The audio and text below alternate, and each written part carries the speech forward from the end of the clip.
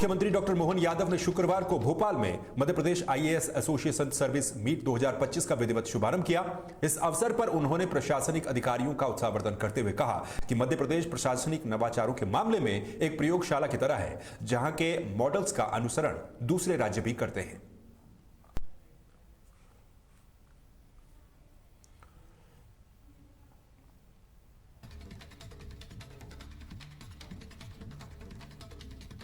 वहीं मध्य प्रदेश के मुख्यमंत्री डॉक्टर मोहन यादव ने कर्ज के मुद्दे पर विपक्ष को आड़े हाथों लिया है। कांग्रेस के द्वारा सरकार पर लगाए जा रहे वित्तीय आरोपों का जवाब देते हुए मुख्यमंत्री ने कहा कि विपक्ष को बोलने से पहले आंकड़ों का हिसाब लगा लेना चाहिए। उन्होंने स्पष्ट किया कि सरकार की नीतियां साफ हैं और बीते 2 वर्षों में मध्य प्रदेश ने हर क्षेत्र में विकास के नए कीर्तिमान स्थापित किए हैं। मुख्यमंत्री ने जोर देकर कहा कि प्रदेश निरंतर प्रगति के पथ पर आगे बढ़ रहा है।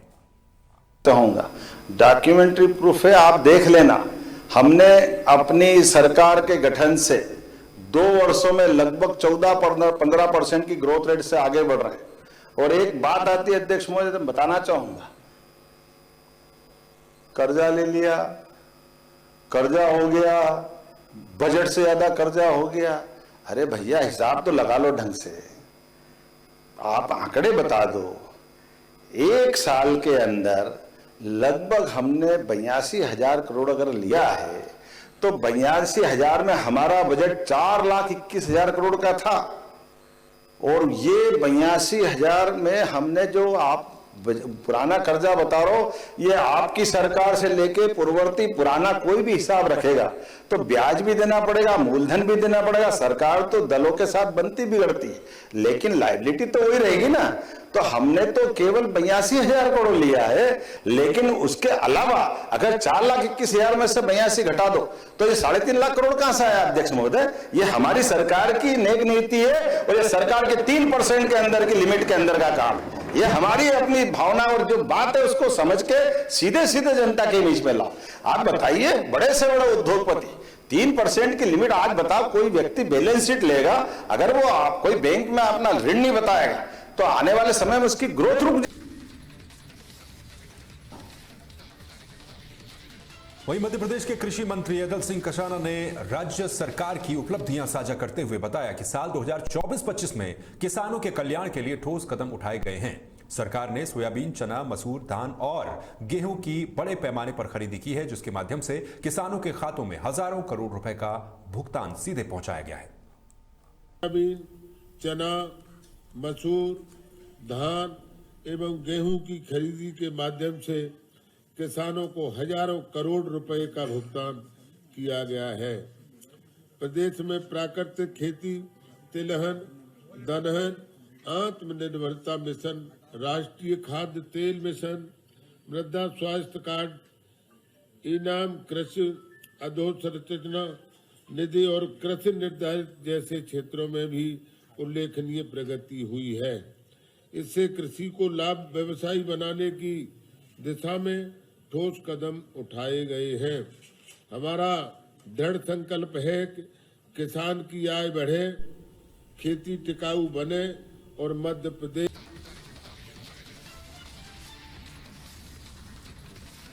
वहीं औद्योगिक क्षेत्र मंडीदीप में शुक्रवार को पत्रिका के द्वारा आयोजित 3 दिवसीय प्रॉपर्टी एक्सपो की शुरुआत की गई। इस कार्यक्रम में मुख्य अतिथि के रूप में हुजूर विधानसभा क्षेत्र के विधायक रामेश्वर शर्मा पहुंचे। उन्होंने दीप प्रज्वलित कर एक्सपो का विधिवत उद्घाटन किया। इस अवसर पर नगर के कई प्रतिष्ठित समाजसेवी और कई लोग मौजूद रहे। यह एक्सपो प्रॉपर्टी में रुचि रखने वाले लोगों और निवेशकों के लिए एक बड़ा मंच साबित हो रहा है, जहां शहर की विभिन्न रियल एस्टेट योजनाओं की जानकारी एक ही छत के नीचे उपलब्ध है। सांस्कृतिक और व्यक्तियों को आसानी से छत मुहैया हो, ऐसे अभियानों में हर हमेशा लगी रहती है। और उसी का एक पार्ट ये है कि अब मंडीदीप और भोपाल का अंतर खत्म हो गया। अगर नदी का पुल इसकी सीमा रेखा नहीं मानी जाए तो भोपाल का आदमी कब मंडीदीप में आ गया और मंडीदीप का आदमी कब भोपाल में आ गया तो पता नहीं चलता। और पत्रिका ने भी उसी आधार पर यहाँ पर ये प्रॉपर्टी का मेला लगाया है और इसमें बहुत से बिल्डर ऐसे हैं जो हमारे क्षेत्र में निर्माण कर रहे हैं। सेज ग्रुप है, शीतल होम है और अन्य लोग, और कई ऐसे हैं जो मंडीदीप और अब्दुल्लागंज के बीच में भी निर्माण कर रहे हैं। और सबसे अच्छी बात है कि एक स्थान पर 25-50 प्रॉपर्टी के लोग जो मेला का आयोजन के माध्यम से यहाँ देखेंगे और जो ग्राहक आएंगे वो अपनी सहूलियत से एक एक व्यक्ति से एक एक चीज़ को आसानी से समझ सकते हैं, उनसे बात कर सकते हैं, संवाद कर सकते हैं और उनके क्या रेट हैं, क्या उनकी फैसिलिटियाँ उनको देने वाले हैं, वो कौन सी सड़क होगी, कितनी चौड़ी होगी, क्या वहाँ स्विमिंग पूल भी होगा, क्या बच्चों के लिए खेलने का मैदान भी होगा, स्ट्रीट लाइट होगी, सीवेज की और क्या है उसका कैसे समाधान होगा। ये सब चीज़ें एक जगह आसानी से बैठ के हो सकता है, नहीं तो ग्राहक जाएगा 25 साइटों पे जाकर फिर एक मकान चॉइस करेगा। वहीं शक्ति जिले के टिहरी धान खरीद केंद्र में आज हालात बेकाबू हो गए। धान की तौल और खरीदी बंद कराने की बात को लेकर मजदूर और किसानों के बीच जमकर मारपीट हुई, जिसके बाद मंडी परिसर में हंगामा मचा रहा। विवाद की मुख्य वजह किसानों के द्वारा लगाए गए वो आरोप हैं, जिनमें कहा गया कि उनसे तय मात्रा से अधिक धान तोला जा रहा है। इसी अनियमितता और मंडी प्रभारी को हटाने की मांग को लेकर 3 दिन पहले भी आंदोलन हुआ था। बढ़ते तनाव को देखते हुए धान खरीदी प्रभारी ने अपने पद से इस्तीफा दे दिया। मौके पर पुलिस बल, तहसीलदार और एसडीएम स्थिति को संभालने के लिए तैनात रहे, लेकिन किसान अब भी केंद्र के बाहर डटे रहे। किसानों की मांग है कि इलाके में अलग से एक नया धान खरीदी केंद्र खोला जाए ताकि भविष्य में ऐसी समस्याएं न आए।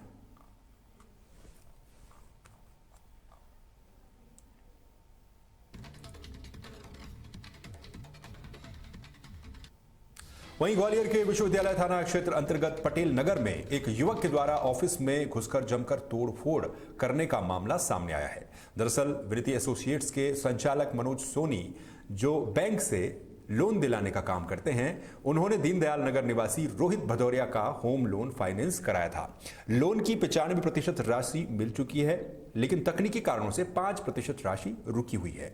इसी बात से नाराज होकर रोहित ऑफिस पहुंचा और वहां मौजूद न होने पर भी संचालक के केबिन में रखी गई कुर्सियों को और मेजों को तोड़ दिया। मैंने उसके लोन के लिए फाइल उसकी बैंक में पटक दी। बैंक में लोन की कुछ फॉर्मेलिटीज होती हैं जो पूरी ना होने के कारण उसका लगभग 5% अमाउंट रुक गया था। तो उसने बोला मुझे मेरा पेमेंट दे दे, नहीं तो मैं तेरे में गोली मार दूंगा, मेरे अकाउंट में डाल दे। तो ये तो लोन बैंक वाले जो हैं करते हैं वही देंगे, मैं कैसे दे सकता हूँ।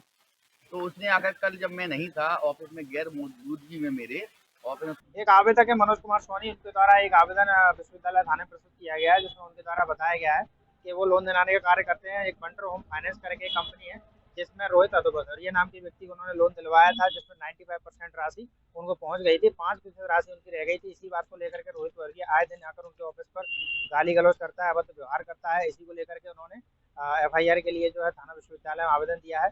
इसकी अभी उनके कार्यालय पर जाकर के CCTV फुटेज जांच करके अग्रिम